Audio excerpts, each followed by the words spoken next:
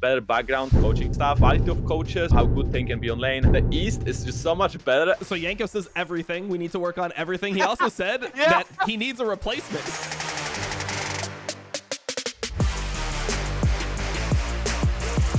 What's up, everyone, and welcome back. I'm here with Sneaky, Jankos, and T1, and this is Pick'em, the show where we break down worlds and debate our picks. Today, we're going to start with what was the most surprising and least surprising thing to happen in the knockout stage. Who wants to hit it first? Right here. Okay. Hey, Big Tyler, T wants to give it go. to us. By the grace of God, somehow T1 lost. Heartbreaking. Dominic, it was heartbreaking. I shed a tear. It infuriated me. I couldn't believe it. I thought that series was done. I'm not gonna lie, bro. I was excited. I was like cheering with my chest. Like, for me, in general, T1 losing, most shocking. I mean, considering their squad is full of rookies as well, I think next year probably gonna be very hard to play against T1. It seems like that really good team that is proving game by game. So surprising that C9 lost 3-0 to Gen G. Man, That is true though. 3-0 for C9. Damn. That was, dude, how unexpected. I mean, Tyler was flaming us. I heard him talking about how, you know, we were all delusional. You guys are deluded. I told all you strangers, you've lost it. On what world would they have ever? You guys were like, it's gonna be 3-1 C9. C9 3-1. Dude, We're just very high on Copium because everyone kind of knew that Mad Lions is out, so we wanted at least one Western team in the semifinal. Oh yeah, and I forgot that I also said that there was a little tingly feeling for Mad Lions. Oh, I'm getting a weird feeling about this game. I'm not gonna lie. I said it before. I'm getting a weird, it's a tingling sensation. I don't know why, bro. It's crazy. Yeah. Tingly 3-0. Yeah, I was wrong about that. Yeah, I mean the second game was really nice from them. I don't know how they lost this one. Like they were like, I think at some 5-6k gold ahead. Jace was roaming them up with mythic item. Jarvan had mythic item at like 8-9 minutes after Herald. And then they just collapsed, you know? Like, Damon in team fights is just, like, way too good at the game. Oh.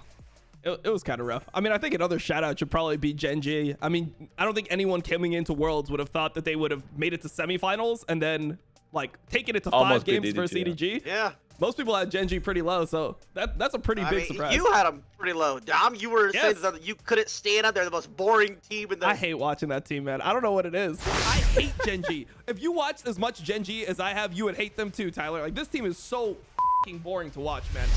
It was like average. It wasn't that bad. But to me, I'm also very surprised that people open up Lee Sin. I felt like after the Diamond T1 series, where both Honor had insane performance and Canyon had insane performance on Lee Sin, and we saw overall Lee Sin being so strong in the tournament, I believe that the only games they actually lost was when he was not playing Lee Sin. Let me say this. I don't watch too much of like a full series of anything because I'm emotional when it gets to my team. So I don't really know too much about T1's team or how it operates or what they do.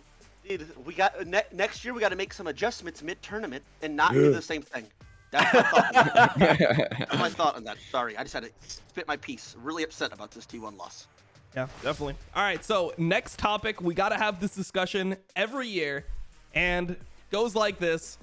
The question is, why are LCK and LPL teams so good, and what does the West need to do to catch up to the East? Jankos, you're the only current player still here. Big Start us question. off, man. What do we need? I think there's like multiple things. I don't think it's like a single thing. I would start with the fact that Eastern players have very short careers compared to Western players and their counterparts. People don't care about burnout. Okay. Play League of Legends like 20 hours a day. How well they can play as a team. There's just so many factors. How good of mechanics they have. Okay. Don't have life. They don't sleep. I feel like they focus a lot on the game. Better background coaching staff, quality of coaches, how good they can be on lane. The East is just so much better. So Jankos says everything. We need to work on everything. He also said that he needs a replacement. He said he wants somebody that's going to be just right behind him at all times, coming to take his spot if he misses another Nidalee Spear. So, Tyler, what do you think? What do we need? Really just think it's like a mindset. I 100% agree with this. Yeah, absolutely. No, I agree really heavily on the mindset thing, because a lot of the times when I watch NA teams go, and I think it was different this year, which gave me a little bit of hope that some teams were actually able to rise to the occasion. But for some reason, I think the most frustrating part for me is that when we're an underdog, we can't even use that like supposed advantage where you don't have the pressure on you to actually win. Sneak, you got anything for us on the That might be the most coherent thing I've ever heard you say, Dom. Thank you, bro. I appreciate like that. I appreciate it. Yeah, it feels weird to me. Like, for example, in 2018, what I felt was that we should have inspired all the other NA teams to realize, like, oh, like we can actually do this. Like, NA actually can win at this tournament. It was just so mind-boggling to me, like, that we weren't able to inspire them, or they just didn't feel inspired by us. Like, I don't know. All right, let's get the next topic going here. So we have the No Pick'em surprises. fan data. I know this is going to be a really interesting topic. Let's see who wants to do the hot takes here. We have the Pick'em fan data. 86% think that Dom1 will win the finals versus EDG, which has 14%. Let's start with Sneaky here. Who do you think is going to win this finals? What is your prediction? You have anything you want to say going into it? It's hard to say if it's going to be a close series, because I think there's some slight hope for EDG, but I think those are some pretty decent percentages, honestly. 86 for game one. I think that's fair. Tyler, you think it's just going to be EDG wins it. I'm sitting on my bed praying every night. EDG 3-0's damn one. I'm not kidding anymore. This isn't a hot take. I'm dead serious. Well, I with all the spite I've ever had to anything ever in my life, I'm throwing it directly at Dom1 Gaming. I'm not kidding, bro. So I see. So after T1 loss, you actually became delusional. This is like where his delusions like came to be. I'm not delusional. Hey, I respect so that. Okay. I think Damwon probably takes it as well. I think that, like you mentioned, EDG had some decent ideas with the Lucian Nami.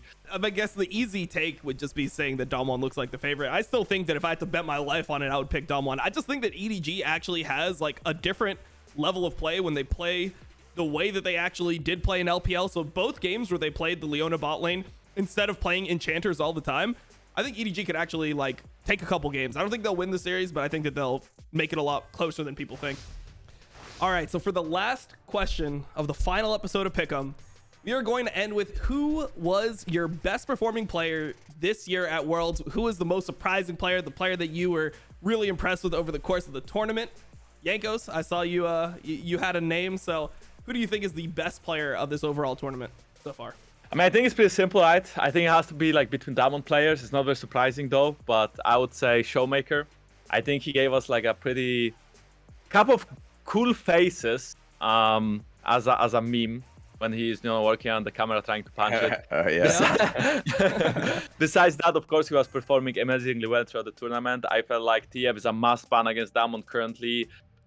I'm not sure if more than Lee Sin against Canyon, but I could say so. I also feel like this guy can play like any champion, and I feel like whenever he's on a champion that can like push and roam and create those picks, he's always able to do so. I think and Canyon and Showmaker are like the stable core of Damwon, but I would just give it to Showmaker just because of how impressed I was with him throughout the whole tournament. I mean, I'm going to give it to the other guy. I'm going to give it to Canyon. I mean, I thought that he just had some insane performances, and I can't understate enough how... I mean, for me, I just think Canyon, I've said it on other shows, but I think that he became the GOAT to me in terms of jungling at this tournament, where I don't even think that there's anyone else you could compare to it. Tyler, you got somebody that you think is the best performing player? Those two need each other, though, bro. That is a duo, okay? Canyon, there's no Showmaker. Without Showmaker, there's no Canyon. You know who doesn't need anybody? Who? T1 Faker. That's who doesn't need anybody. The best performing player in the tournament. Dude, he's the MVP. Most valuable player for his team in the tournament, without a doubt. If you're telling me T1 does not have Faker in this tournament, how far do they go? They don't even make it. It's not even close. You play Showmaker for this. Honestly, you put Showmaker on T1. Okay. They ain't even qualifying for Worlds. I'll tell you that. I'm not serious. Jesus. Nobody else could do what he does. He's a leader. He's inspirational. He's my GOAT. Yeah, I agree. He's the GOAT. He's the GOAT for sure. Sneaky, you got a last one to top it off?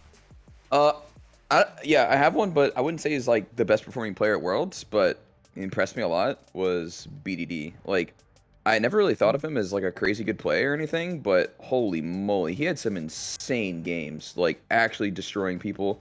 I think it was mainly against NA that he was doing it, but oh my god, like his Zoe was actually monstrous. You guys remember that TL thing where he killed 2 people with blind bubbles? Just blasting them? Oh my god. Like, they actually pulled the camera up on his perspective, and they were literally both blind over the walls. Just, like, 20 seconds apart. All right, so that'll top it off. All right, that's all from us. Don't forget to subscribe to this channel for more Worlds action, and hit up LoLEsports.com to show us how you pick them. Hope you all enjoy the grand finals.